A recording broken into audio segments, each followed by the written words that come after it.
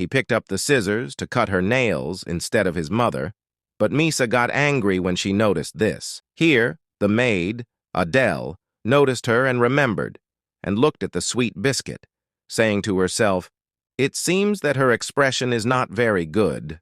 So she took one quickly and fed it to her immediately. Misa ate it and calmed down. Here, Eric asked her in surprise at what he saw and said, "What did you just do?" And Adele said, "The princess seemed uncomfortable. Then she remembered when she used to scream every time, and here she said, 'Before, when I gave her something sweet, she would calm down too.'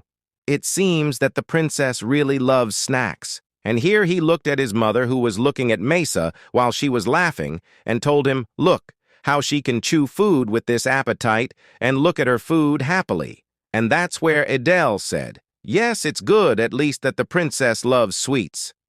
Talisa. It's nice to see how she eats with pleasure. Then the scene changes at night, and it's Eric feeding Misa dinner, and he says, "Chew food thoroughly before swallowing it, do not swallow." And at the same time, he says to himself, "What did my mother see in the princess that made her think in Rosie?" Then he wiped her mouth of leftovers as he continued and said, "The only thing that Rosie and the princess are similar about is the color of their eyes. But if their eyes' color is similar, I also have my cousin Imbric. Why did my mother treat Embrique privately before? I don't understand anything." And suddenly the butler came and said, "I'm sorry, I'm a little late in preparing grilled quail, and Eric, put it on the table and leave." And he did it while saying, "Yes, sir." Then he started saying to himself, "Now that I think about it, it seems that the princess has become relatively docile when we eat together. We shouldn't have any difficulties with this dinner." But suddenly, he noticed that she was upset, and he was looking at her nervously. And here when he asked her and said, "What's the matter? You're not feeling well." And here is Mesa pointed to the grilled quail dish, and that's where Eric said to her, What is it because of that grilled quail? Do you want me to get rid of it? I'll get rid of it right away." And at the same time, he says to himself, "The maid said there was no special food." Then he took the plate and gave it to the maid while saying, "Please return this dish." Then he looked at her nervously, and he says to himself, "What happened? Did something happen to her after eating quail before?" And the second day with a new day, Mesa was in the servants' room. So one of them said when she found her, "You sleep on the floor. Little madam, the floor is cold. Come here." So when they looked at her and found her, she didn't respond to them. One of the maids said, "It doesn't seem to have any intention to move." So the other said, "I have to go and put a blanket for her myself." And she went and did it. And she says, "The floor is hard and cold. Always lie on a soft cloth. Okay, is this better? By much? Oh yes, you still need to cover them with something. Do you want to sleep?" And here when one of them heard Mesa say, "Why is she muttering? Alone?" And the other, "Yes, that's right." So she said, "No matter what you say, the little lady won't be able to understand anyway, that strange girl." But the other one told her, "However, you probably understand on some of it." And here is another maid who winked at them as she said, "That's why Mr. Eric often does that too. He constantly conducts conversations with a person who still does not understand anything, and he always holds it in his hands, in this way." Moreover, she was so spoiled, and there was never a day when the little lady's feet touched the ground, was it? Also, the person who usually doesn't care about women, it suddenly gets a little weird. Well, that's what I'm talking about.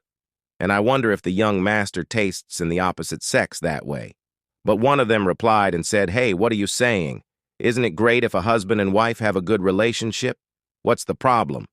But she told her, "No, I didn't mean to." That, and here I warned her and told her, "Be careful what you say if you don't want to be fired. There are a lot of people who hear you."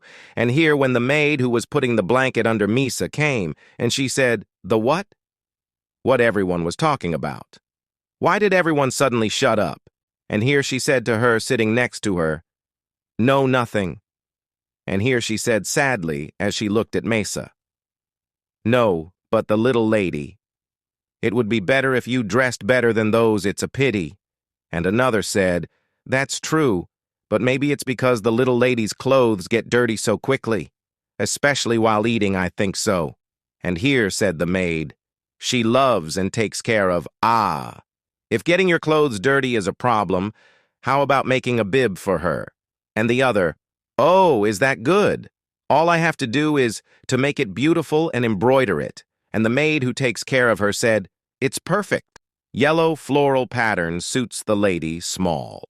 Well, at the time when other maids looked at them in amazement and sarcasm at what they were doing. And here the scene changes in the training ground, and Eric looks at the sky.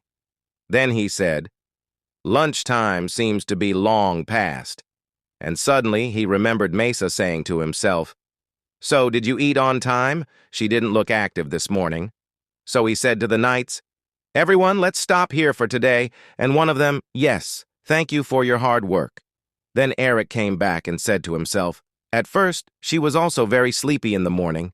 So I sat all day in the bedroom. I'm sure she didn't have lunch properly. Maybe you didn't get the chance to play with the maids properly. I'm not sure she can enjoy such services. And here, when he met the butler, he told him, before lunch, she fell downstream, washed, and took a nap after eating. Now she's in the maid's workroom again. And here Eric was shocked and said, the what did it fall downstream and butler? She fell when she was watching the fish by the river with the big lady on her way to church. And here in Eric's relief, he said, ah, yes, with my mother.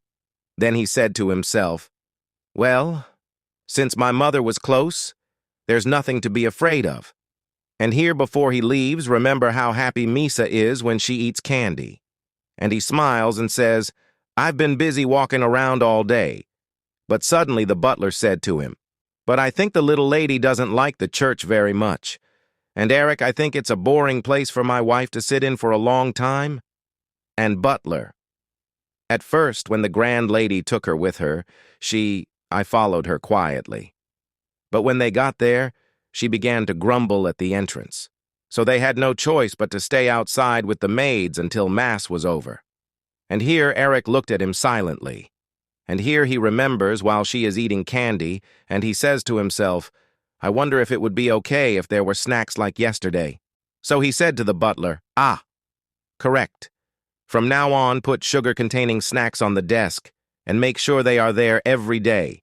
And here the butler bowed to him as he said, yes, sir, and the scene changes at dinner time, and Eric feeds Misa. He says, you're eating well today, and she was happy, and he continues and says to himself, what a comfort. It quickly regained its energy. Then he looked at her while saying to himself in amazement what happened yesterday, and he says, I think yesterday was just a bad day. And here he took a piece of food, and he says, instead of eating too much meat, try eating vegetables too.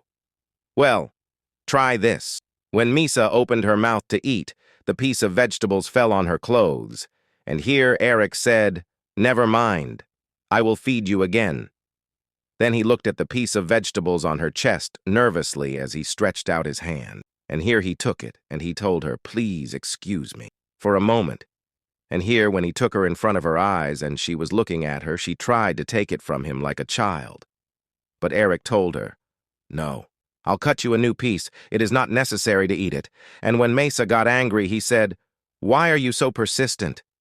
Then Misa took his hands and ate the piece of vegetables with his finger. That's where Eric's marital feelings moved, but he suddenly put his hands away. And here Misa looked at him in amazement. Then she felt angry and pulled everything on the table and food fell on her. And here the maid looked at Deli after hearing a noise as she said to herself, what's going on in here? So she went in and took Misa to wash while she looked at her angrily and said to herself, isn't that stressful at all the time a meal? Then she whispered to Misa and said, follow me, hurry up. At this time, Eric was sitting in silence. And here, the scene changes while Misa is sleeping. But Eric wasn't, and he was clenching his hands in anger as he said to himself. My mind became confused, and he remembered when his finger was in Misa's mouth. He says, I think I still clearly feel the warmth of her lips on my fingertip. Although she is my wife, she is no different from the child. Maybe she doesn't realize I'm her husband. So in shame, he said, princess is not something that can be viewed with lust. I can't do it that way. At all. And the next day, Misa was sleeping on Talisa, who said to Eric, "By the way, there will be poetry readings this Wednesday, and the place will be crowded. I'm worried that Mesa will be surprised." And here Eric said in tension, "Is there really a need to exaggerate the gathering? We must. Everyone will be like hyenas looking for a piece of meat, so we have to show them that everything is fine with us. And here we will know what poetry reading is. It may sound beautiful, but basically, this is where family masters gather, allied once a month, and exchange views on the shaky royal court and noble family. A very convenient place to find all the information. The Kladener family was scheduled to host the event. For this reason, the greenhouse was crowded with workers preparing for the event a few days before leaving for Kladener. Above all, Marquis Crispin and her only daughter, Lacan, were scheduled to attend the meeting. Since it will be the first meeting since the two families broke their engagement, this is also a matter of confidential importance for everyone. Of course, it is not possible to discuss the liability for the dissolution of the engagement. In any case, it is clear that the mood on the other side will not be comfortable. And here she asked Talisa, and she said to Mesa, "The greenhouse is about to end. Are we going together now?"